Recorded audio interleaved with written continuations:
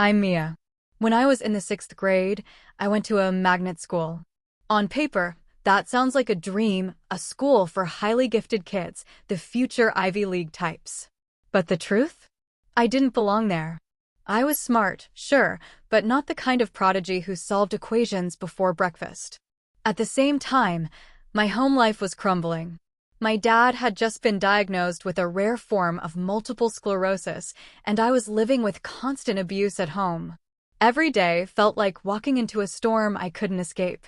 And then, at school, instead of finding relief, I found myself the target of relentless bullying. It wasn't just words. I was punched in the stomach in the hallways for no reason. Kids would sneer at me, calling me fat Thu, or dragging out my name in cruel voices, Math EWWWW. Teachers humiliated me in front of everyone, and one in particular, Mr. Huffman, made sure I knew exactly how little I mattered. I thought maybe the adults in charge would help. I went to my school counselor, desperate. She looked me in the eyes and said, "This is unacceptable. I'll deal with it right now." I felt hope for about 5 minutes, until I realized she did nothing. No talks. No discipline. Nothing changed. The pain kept building. Until one December night, I couldn't take it anymore. I tried to end my life. I was hospitalized for 2 weeks, then spent months in outpatient care. By late March, I finally returned to school, hoping anything would be better. But it wasn't. The antagonists. There were 2 bullies who made my life hell. Jack, the physical one. He shoved me into lockers and threw punches. But honestly, after years of getting beaten down at home, physical pain didn't scare me anymore. Then there was Pelagia. She was different. She was the kind of bully who went straight for your heart. Her words stuck like knives. She made me believe I was worthless, disgusting, unlovable. I would come home every day and collapse into my mom's arms, sobbing over the things she'd said. If Jack's punches bruised my body, Pelagia's words bruised my soul. And still, every time I begged the counselor for help, nothing. The breaking point. I wanted revenge. But how? I couldn't hit a girl. And I didn't want to sink to their level. No, I wanted something that would make her feel exactly how she made me feel, small, exposed, humiliated.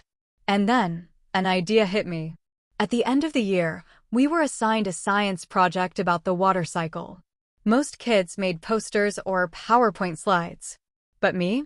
I was artsy, creative. And I decided to make a full stop-motion clay animation video. But this wasn't just about evaporation and condensation. No. I had a bigger plan. I made the main villain of my story, Pelagia, a clay version of my bully. I went all out custom sculptures, background music, dramatic narration. I poured every ounce of my pain and anger into that video, calling her out for all the cruelty, the name-calling, the rumors. It was cathartic, and I was counting down the days until it would be shown in class.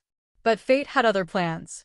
The week the videos were supposed to be shown, I had another mental health crisis from the bullying and ended up back in the psychiatric ward. My chance to expose her? Gone. Or so I thought. The revenge opportunity. Fast forward to the very last week of school. There was a massive spelling bee with the entire 6th grade, 600 to 700 kids packed into the auditorium. After the first round, Mr. Huffman, the same teacher who had mocked me before, walked up to me. He asked, "Do you want me to show your video during the break?" My heart jumped. This was it. This was my moment. I said yes instantly. The lights went down. The projector flickered on. And for the next 2 minutes, 600 students watched my stop-motion revenge masterpiece. They watched Pelagia, mocked, exposed, and humiliated.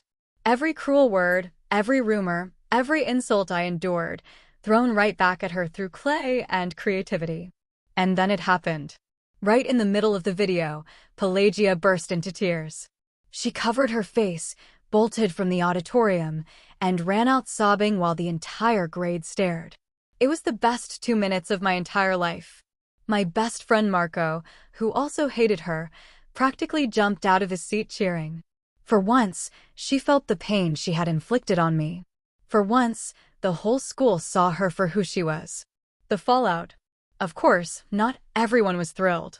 The video ended, and Mr. Huffman stormed over, grabbed my arm, and dragged me straight to the principal's office. My parents were called in.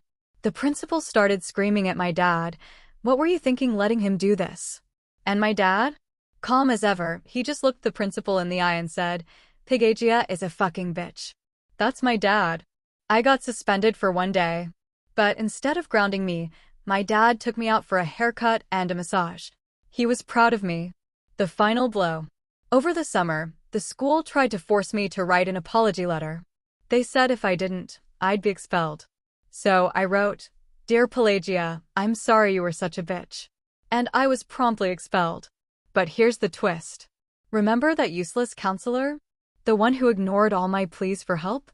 We later found out she hadn't done anything because she was about to land a new job as an assistant principal at another school. She actually admitted, "I'm sorry, I know I dropped the ball." Dropped the ball?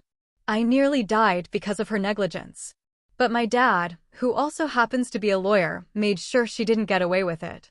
He called her new school and laid everything out, her inaction, her selfishness, how her negligence nearly cost me my life. And, just like that, her shiny new promotion disappeared. She was fired before she even started. Justice served. Pelagia got humiliated in front of the entire grade. The counselor lost her career move. And for once, I finally felt like the world gave me back a sliver of the justice I deserved. Looking back, I don't regret it. Sometimes bullies only learn when the tables turn. And while nothing can erase the pain, standing up for myself, even through clay animation, gave me strength I didn't know I had. If this story gave you chills, smash that like button and let me know in the comments, what's the most satisfying revenge you've ever seen? And of course, subscribe for more stories that prove karma always comes around.